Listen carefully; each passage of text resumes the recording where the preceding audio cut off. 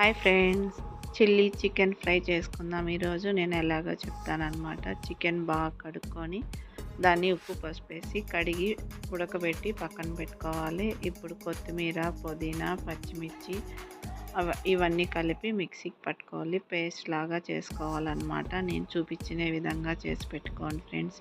చాలా టేస్టీగా ఉంటుంది. ఇది మిక్సీకి కొట్టుకొని ఇలా పెట్టుకోవాలి. ఇప్పుడు ఆనియన్స్ ఒక 2-3 కోసి బాగా వేయించుకోవాలన్నమాట. నూనె వేసి చెక్క లవంగాలు వేసి బాగా రెడ్డిష్గా వచ్చేంత వరకు వేయించుకొని దాంట్లోకి ఈ మనం మిక్సీకి పట్టి పెట్టుకున్న గ్రీన్ చట్నీ వేసుకోవాలి. అల్లం వెల్లుల్లి పేస్ట్ వేసి ఈ పేస్ట్ వేసుకొని బాగా ఉడకబెట్టుకోవాలి. ఆ పచ్చి వాసన పోయేంత వరకు ఉడకబెట్టుకొని ఇప్పుడు మనం చికెన్ పక్కన ఉడకబెట్టుకున్న చికెన్ దాంట్లోకి వేసేసి కొంతసేపు బాయిల్ చేసేసి మిరియాల పొడి చల్లేసామనుకో సూపర్ టేస్టీగా ఉంటుంది friends. Okay friends, bye. Like చేయండి, షేర్ చేయండి, నన్ను